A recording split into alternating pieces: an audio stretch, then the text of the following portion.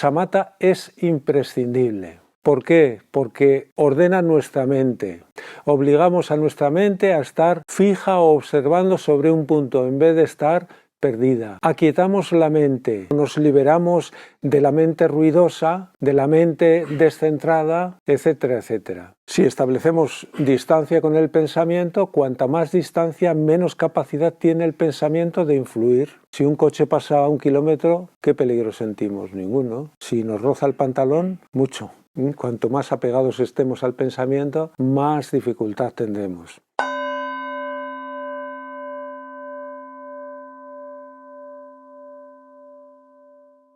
Buenas tardes. Ya la segunda tarde, nuestro segundo día, vamos avanzando, vamos comprendiendo, conociendo más, aplicando los conocimientos a nuestra vida cotidiana para ir consiguiendo nuestro propio progreso.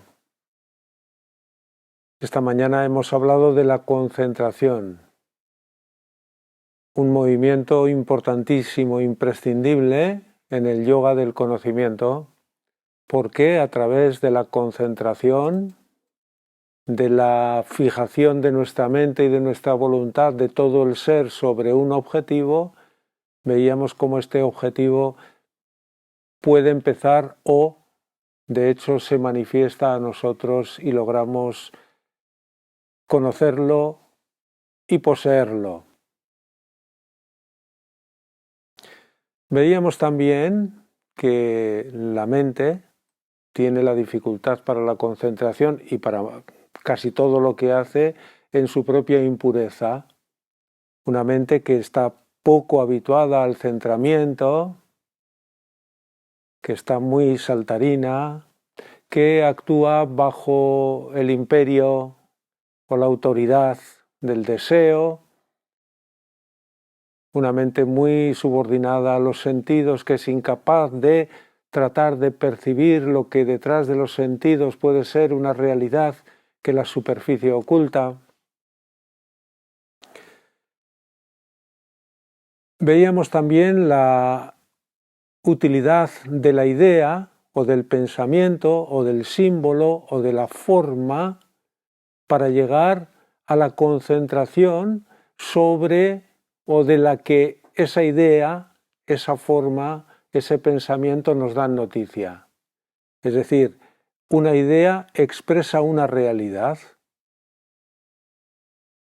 Aceptamos la idea y tratamos de llegar a la realidad que expresa. Amor, fuerza, por ejemplo, u otro tipo de cosas. La idea nos sirve de puente, el pensamiento nos sirve de puente, el símbolo nos sirve de puente.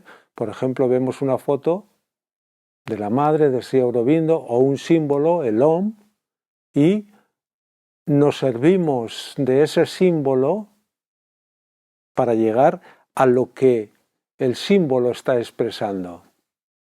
Y una vez que estamos en su propio significado, en la realidad que el símbolo expresa, podemos prescindir del símbolo.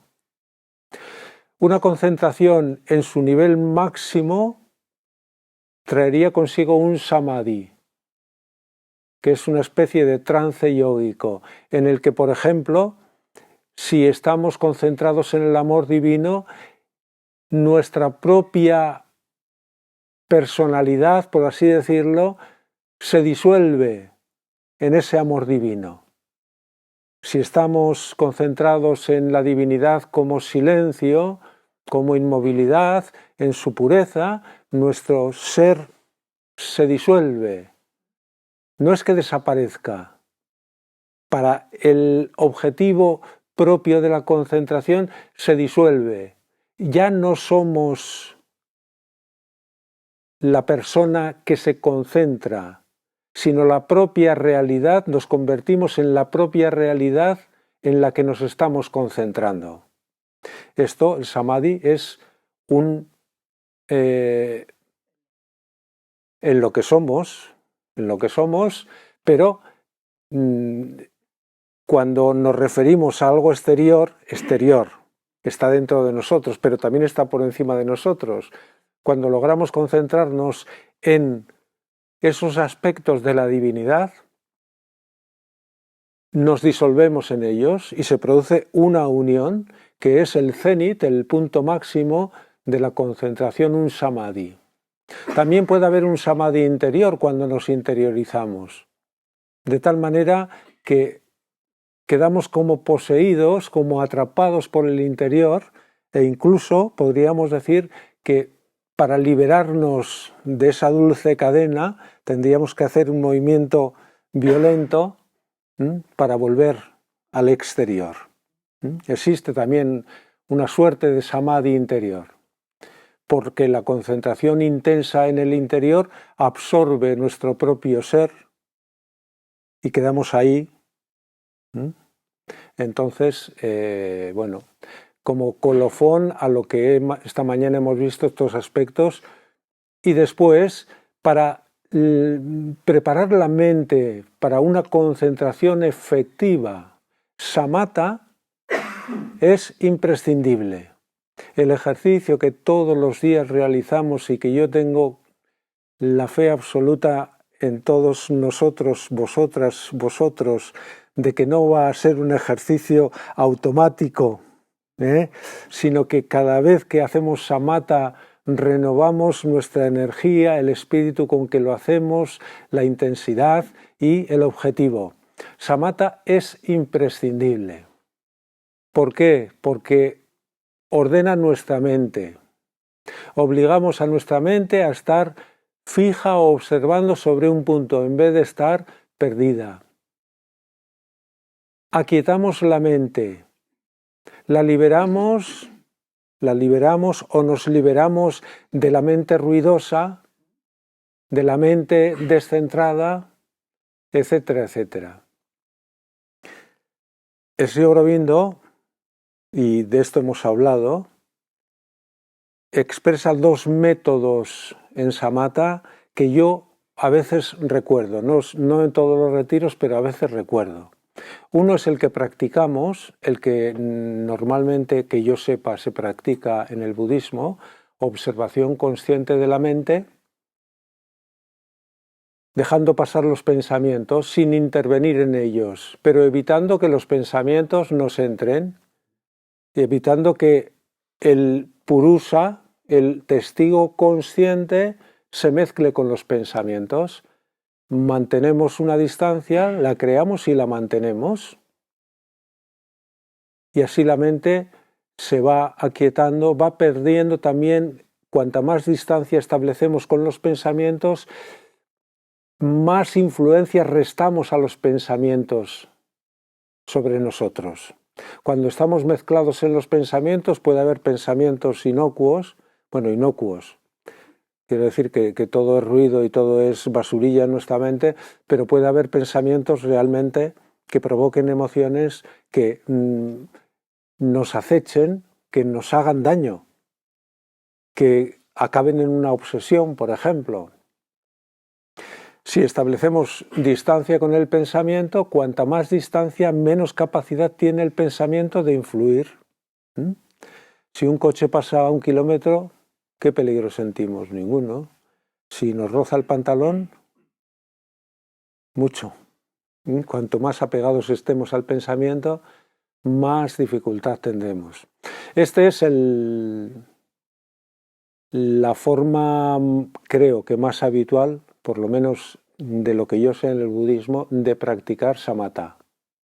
El testigo es inmóvil, el testigo no juzga, no clasifica los pensamientos, deja pasar sin adherirse a ninguno, manteniendo siempre distancia. Y la segunda alternativa es la de rechazar con toda la fuerza que se pueda cada pensamiento que en la mente vaya apareciendo. Este es un ejercicio mucho más difícil que el otro, pero es mucho más rápido y efectivo. Esto es una lucha cuerpo a cuerpo, a vida o muerte. Esto es así. Y entonces los pensamientos se obstinan mucho, se vuelven muy agresivos, es decir, parece que aparecen con más fuerza. Cuando los vamos rechazando aparecen todavía con más fuerza. Pero si nuestra fuerza de rechazo es mayor que su fuerza de permanencia, esto es mucho más efectivo, que es el método que siguió Sri Aurobindo, siguiendo los consejos del Yogi Lelé. Por tanto, esta teoría de que no hay que rechazar el pensamiento porque provocamos más fuerza en él es verdad hasta cierto punto. Es verdad que el pensamiento reacciona con virulencia, esto comprobadlo, veréis que resulta... reacciona con virulencia, pero si nuestra fuerza de insistir y de ir a por el pensamiento, como si lo disparásemos, pensamiento que aparece zambombazo, fuera, fuera, parece que no se va a acabar, pero llega un momento en que empezamos a percibir que el pensamiento le cuesta más entrar, que entre pensamiento y pensamiento hay ya vacío, entramos en el vacío, expandimos el vacío. Esto en la primera técnica también. Observamos un pensamiento y si logramos observar un pequeño vacío entre pensamiento y pensamiento, podemos concentrarnos ahí como si hubiera una grieta que aprovechamos en un muro que aprovechamos para abrir. Si observáis entre pensamiento y pensamiento un no pensamiento, nos concentramos en el no pensamiento. Esto es factible y puede ser, ¿no?